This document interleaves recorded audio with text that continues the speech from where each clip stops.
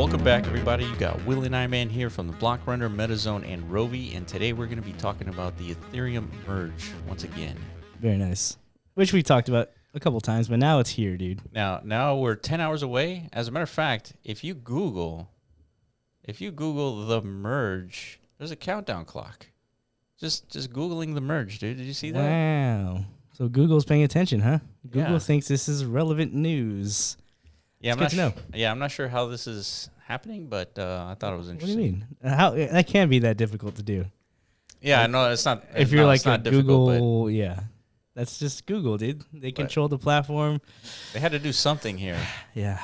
But I mean, so why is Google tracking the minutes towards this merging? Why is Yeah. it such a big deal? Yeah. If Google was interested, it's got to be something, right? Yeah. What is I it, mean, dude? you know, Explain. Elon Musk is also paying attention to this How do you know that? just because. You just assume? Yeah, he would, right? I don't know, dude. He has he He's rarely chimes in on ETH happenings. He's all about Bitcoin and Dogecoin and Shiba, all that stuff, dude. Yeah, I mean, allegedly he's Satoshi, so of course he's not going to talk about He's Ethereum. far from Satoshi, dude. Trust like he's actually one of the least savvy crypto Yeah, he is. people. Like Yeah, can't fault the guys. I think he's got a lot on his mind. he's kind of busy, I guess. So it's forgivable, but at some point I think he's gonna, gravitate a little bit more towards this Ethereum side. You know, there's always this whole Bitcoin versus Ethereum debate. Which one is superior? The flippening potential here.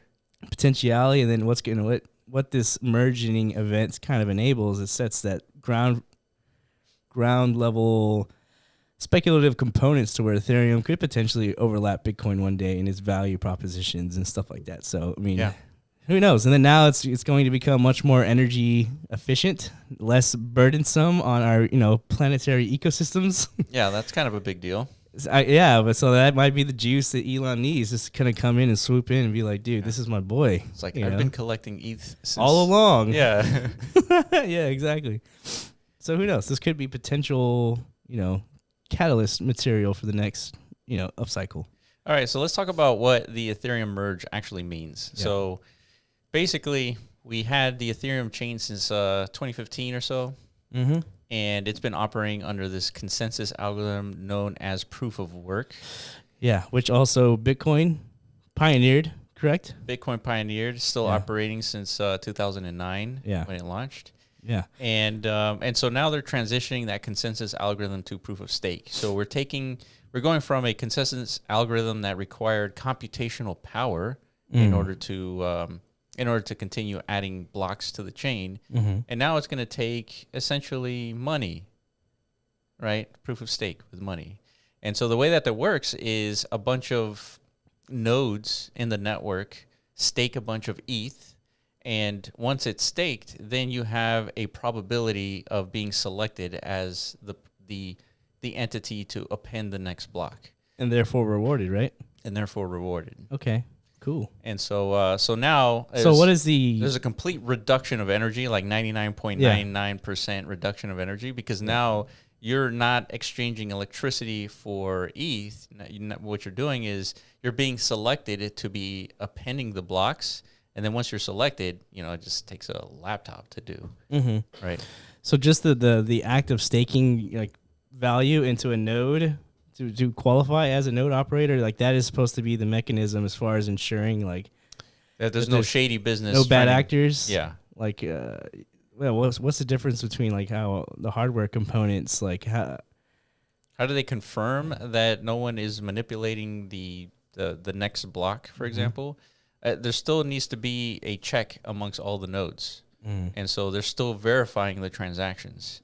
But you are the one appending the block to the chain. Okay. And so, Interesting. Yeah, so it's kind of a little bit different. A lot of it stays kind of the same because you're still, appending blocks through this hash algorithm, right? So, but yeah, ultimately, we're saving energy. We're eventually this provides the platform for sharding, which will reduce the cost of Ethereum gas fees. And the speed of transactions would increase once that's implemented. So we're talking about another year or two after that. Yeah, I guess now is the right time to be talking about potential concerns with this transition, right? I mean, I think one thing that I'm not sure if a lot of people are discussing is the potential whenever you have money being the only resource requirement for, I guess, network validation or control. Yeah. There's a lot of potential for collusion within, these whale type holders, right? And we've already seen exchanges. They kind of like Coinbase and Binance and all of them, they have these programs where like their users can literally just, they're basically using the ETH on behalf of the user, staking them as validators into the network. And then the user gets a small cut. Exactly. Yeah. So, I mean, is there potential there for some sort of downside risk if there is? Manipulation? It's the same thing we talked about with the whole, I guess, like Tornado Cash and like U.S. is sanctioning behaviors. Like, is there a potential for one day, like, I don't know, the United States could just come out of the woodwork with this attack on the ecosystem? Could the same thing happen where, like, just for whatever reason, whales decide to collude? Yeah. You know what I mean? I don't know. It's feel probably like a longer discussion because it probably wouldn't serve them much well to do such things. Yeah, because then all the value of ETH goes down. Yeah. Right? If there's manipulation. Yeah. But I feel like it technically would be more possible, right? Because there's only a few nodes holding so much cash, right? So much ETH. Yeah. And therefore, they could just decide to manipulate. And yeah, man, that's a good question. Yeah, it's something we're gonna definitely explore into the future, and it's not like a new issue. These are actually old discussions way back from the 2017, 2018 era. When back then, consensus models was like the big buzz, right? Like which one is the superior model, which one's the most scalable? That blockchain trilemma issue. Wish we could pull it up, but the blockchain trilemma of you can't satisfy all three core points of interest with scalability, security, and what's the other one? Scalability, security, and like censorship. No, censorship resistant potentially, but basically you can only have two of the three. You can't. There hasn't been like a consensus model that's speed. Well, scalability. Oh, right. Yeah, there hasn't been one invented that satisfies all three. That's why it's a trilemma, right? Decentralization. There it is, dude. Yeah. Decentralization. So yeah, if you want a scalable network, most likely you have to sacrifice the decentralized component and create a much more centric, node ecosystem. And therefore that also hurts like the security side too, right? So for sure.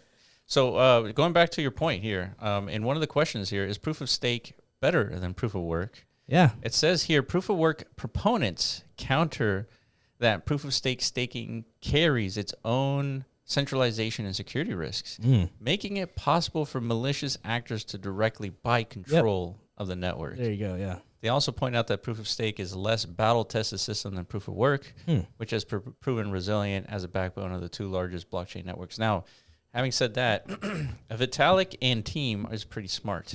Yeah. I don't think they're going to move the Ethereum network to proof of stake if there was any chance of this happening. Mm-hmm. And so I don't know. I put my trust in Vitalik. Trust in Vitalik, dude. All in on. Yeah, I'm all in, dude. Fiddly, dude. Yeah. That's fine. You can have that stance, but I think the proof of work, maxis they bring up good points. Yeah, too. for 100%. I mean, I'd be concerned if Bitcoin was considering proof of stake. Really? Yeah. I mean, you think like the whole proof of work component, like that's what makes Bitcoin Bitcoin. The proof of work. I think I agree with you on that too, because Ethereum has just such more going for it, dude. Like from a ecosystem value proposition standpoint, yeah. Literally everything within the Web3 ethos has been innovated from the standards that were established through the Ethereum protocol, right? Yeah. I mean, everything has changed since smart contracts entered the scene. So the issues of scalability and I guess are much more important for the Ethereum side, right? And then now that they're adjusting a little bit more like on the economic components to Ethereum's, emissions and stuff like that, that's going to have an effect on its, I guess, innate value in comparison to Bitcoin, right? They share similarities now, it's not mirror as far as like assets go, but all this is going to be used as like future discussing points, talking points to why Ethereum could potentially flip Bitcoin, right? Because I don't know, the markets tend to like create these narratives. Yeah. Because it's very sexy and appealing and attractive and gets everybody's blood boiling, right? Like excited about like the space. Sure. Yeah. You know. One thing I keep hearing about in relation to the merge is all these forks, right? You've heard about this too, right? Yeah, I did. So essentially, we've had several years of Ethereum on proof of work. We have several miners that exist mining Ethereum. Yeah. And all of a sudden, they become obsolete. So what do? So what they're offering is potentially continuing a fork of Ethereum, but on the proof of work chain. Yeah, but that would be It's futile because already like all the major protocols, major exchanges, they've already publicly announced they're only honoring this new beacon chain that I guess was set up for the actual proof of stake side. Yeah. So if that's what the consensus is, you kind of like have to abide. Yeah. Yeah. That's kind of the point, right? It's all about achieving consensus among the masses. So there's a lot of discussion if you're a degen that keep your ETH on like an ETH address that is not connected to an exchange, so that potentially you would have a duplicate amount of proof of work ETH versus proof of stake ETH. Yeah, that's true. But I mean, it's just like a cash grab essentially, and it could be valueless. Yeah, but outside of that, what else should you participate if you're an Ethereum ecosystem holder of any kind? What do you need to do in preparation of this merge that's coming? Like, well, the good news is you don't have to do anything. Exactly. Yeah, that's the best news. That's kind of the state we're in right now. Yeah, there's already projects like completely halting at the moment too. I think like I saw a router protocol. Yeah, I have it here. Yeah, a bunch of other projects are just they're taking a pause. Yeah. So that's kind of like what's happening across the whole Web3 space right now. Everyone's just in spectator mode just to see what goes on. Coinbase said the same thing. Yeah. So because it's a big deal and a lot rides on Ethereum stability and this is a merge event. So everyone has to honor it and respect it as like, I don't know if this is going to become like a Web3 holiday potentially. Like this is our Independence Day, I guess, for like the crypto world. Yeah.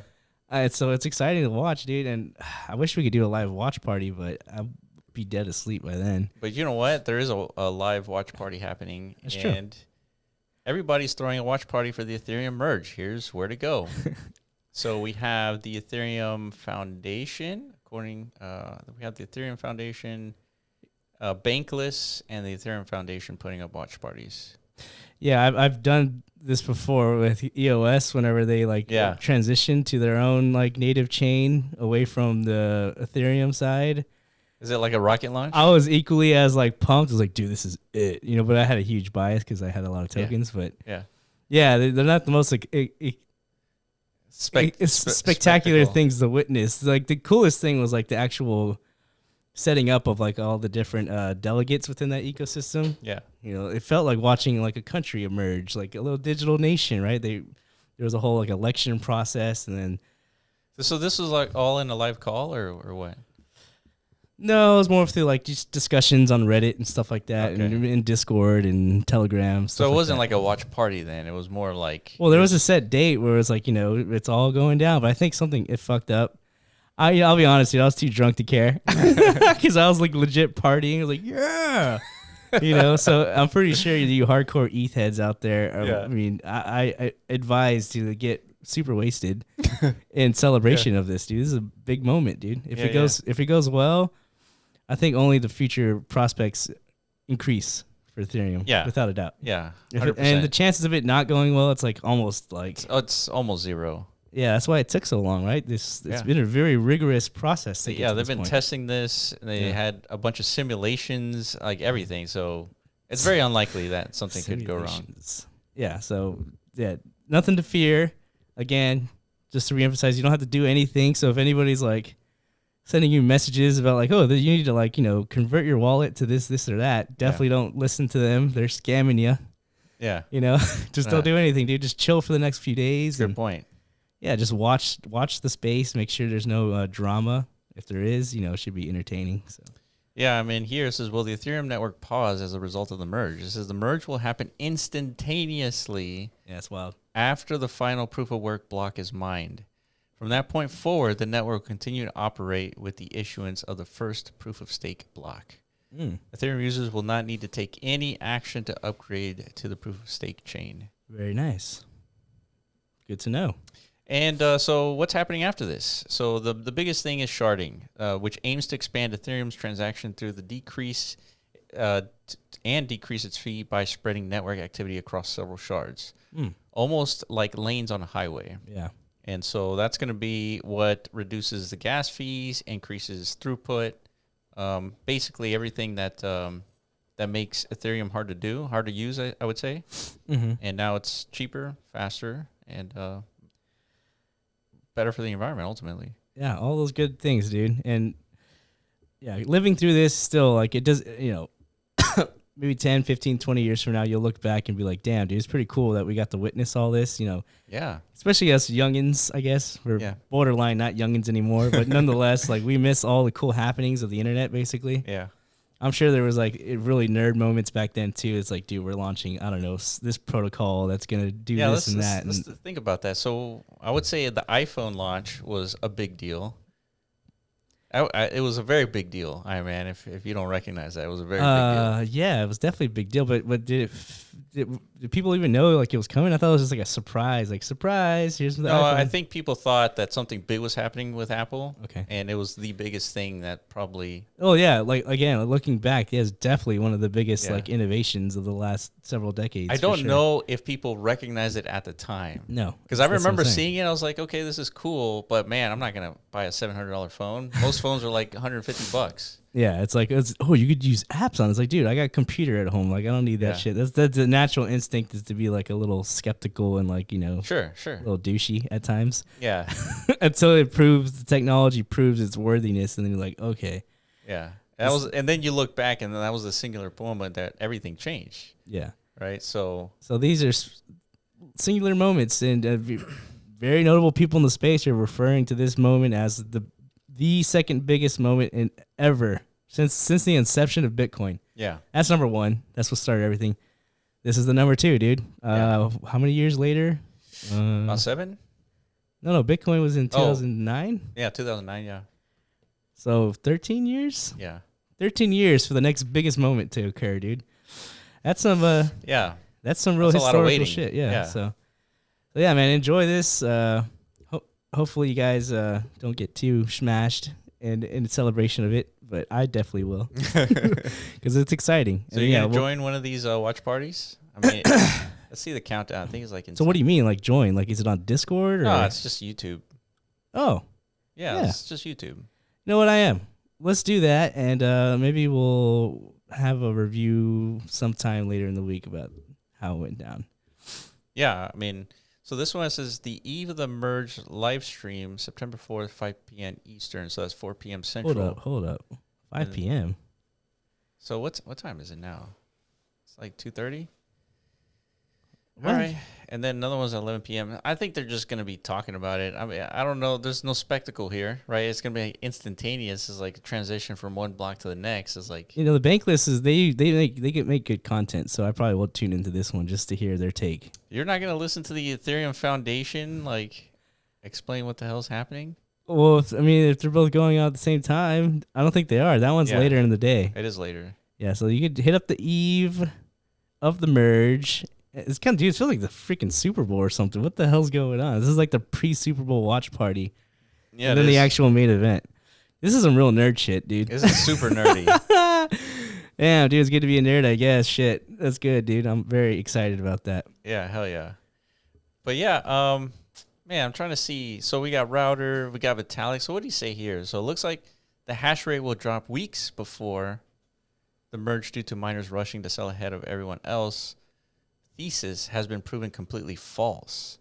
Yeah, I guess everybody was expecting a mass exodus, right? It's like, dude, my rigs are going to be useless imminently, so, like, screw this, dude. I'm out. Pissed. I'm pissed. But that didn't happen. No, they're actually, like, extra bullish on what's about to occur, so they want, like, every last they could siphon from their rigs. Yeah. I would do the exact same thing, dude. Screw that. Yeah. So I think that covers everything we wanted to talk about for the Ethereum merge. Let us know what you think. Do you think the Ethereum merge is a big deal, or is it nothing burger, or we're like way too nerdy for you to understand what the hell we're talking about? Yeah, definitely not a nothing burger. I'll tell you that. And we're definitely, we're pretty nerdy, but I don't know. We're cool nerds, I guess. No, maybe not even that. Tell us in the comments, dude. Are we lame? Yeah. I need to know, dude. No, I'm just kidding. I really don't care. But nonetheless, okay, there's Erik Voorhees. Let's end it off with his statement, dude. Okay, so after Bitcoin's white paper release, Ethereum's merge is the most consequential event in crypto's history. It happens in less than 24 hours. I feel awe and gratitude toward the beautiful minds that enable both of these events. Boom. Did he say anything else? He's really going like... Some other highly consequential events. WikiLeaks accepting Bitcoin. Satoshi's final forum post. Silk Road takedown. Gox collapse. ERC20 standard release. BCH fork. Yeah, I remember that. Launch of Tether. Luna UST collapse. Launch of Uniswap. And comp launch of Yield Farm. What are others? So there's definitely a lot more others. Obviously, he's not paying attention to NFTs or the metaverse, so that's fine. It's fine. Yeah, I'm not offended. Meta switching. Yeah, Facebook switching to Meta. Yeah, that's pretty freaking huge. But anyways, nonetheless, yeah, there's a lot of cool happenings, but I guess this one's like on a scale of its own as far as like importance. So yeah, and I would agree. So yeah, let us know what you think in the comment section below. Follow us on Twitter at The Block Runner, at MetaZone.io, and at Roby AI. And until the next video. Peace.